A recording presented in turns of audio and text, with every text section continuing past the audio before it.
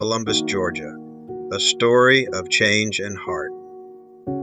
There was a time when the heartbeat of Columbus, Georgia echoed with the steady rhythm of spinning looms, bustling bottling plants, and children's laughter drifting from downtown movie theaters and open-air parks.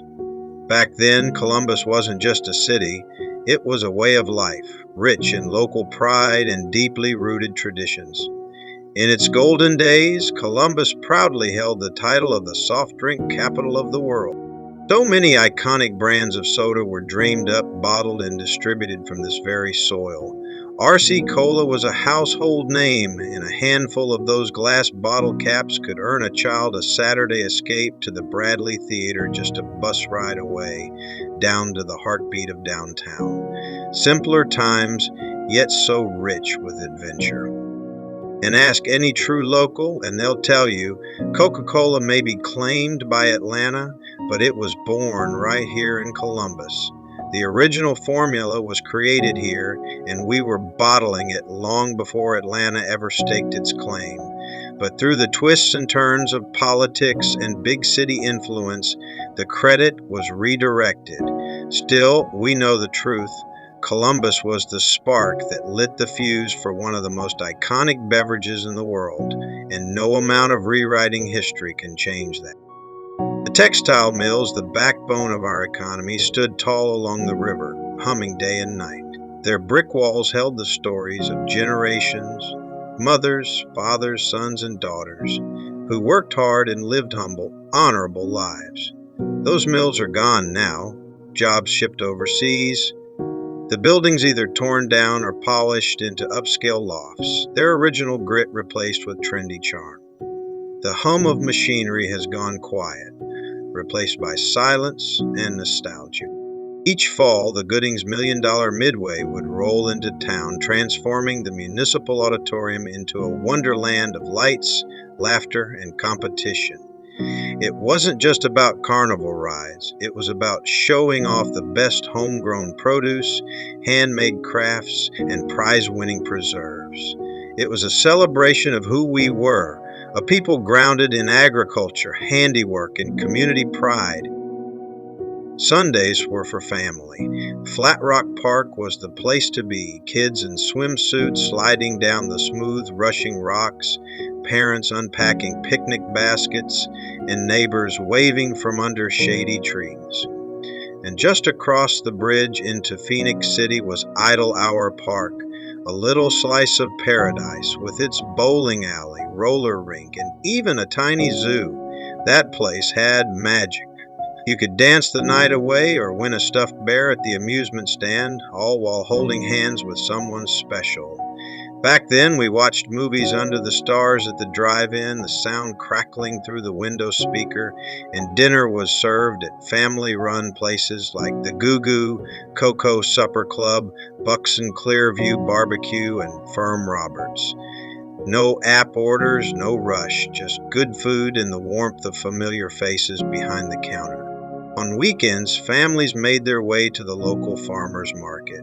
You'd pick out tomatoes that still had the morning dew on them, maybe see a neighbor you hadn't caught up with in weeks. Just up the road, the Tom's Peanut Company roasted snacks that were a staple in every kid's lunchbox and every worker's break room. Yes, times were harder back then. There weren't smartphones, smart homes, or smart cars, but there was a kind of wisdom and decency that made life feel fuller. People respected one another.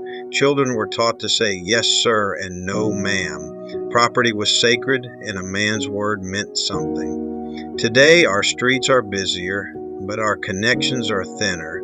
We have more convenience, but less contentment. Jobs are outsourced, skilled trades are fading, and the faces behind the work we once knew are now strangers overseas. Prices are higher, and yet the value of goods, of services, of relationships feels lower.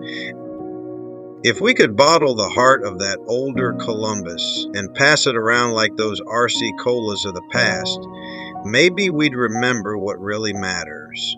Hard work, honesty, respect, and the quiet beauty of a life built not on what we have, but who we are.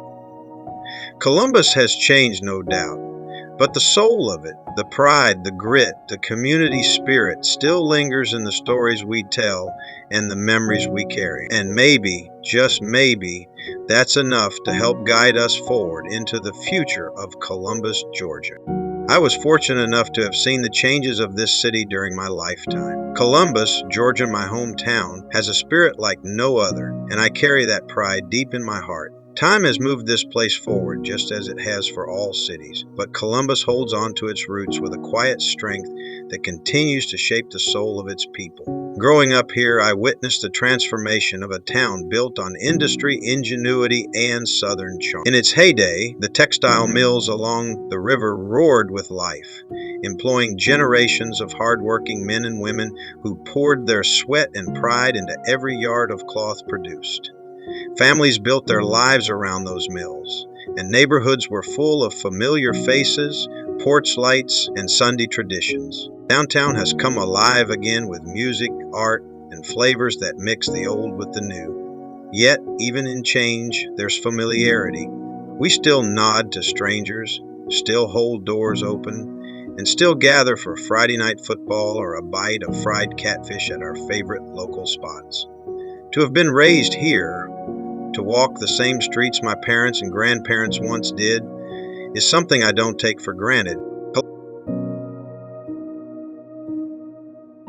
Columbus isn't just where I'm from, it's who I am. The city, with all its chapters of struggle and triumph, of reinvention and resilience, is stitched into my spirit. I've been lucky enough to see Columbus change, to see it grow, to see it bend without breaking. And through it all, I've never stopped being proud to call it my home.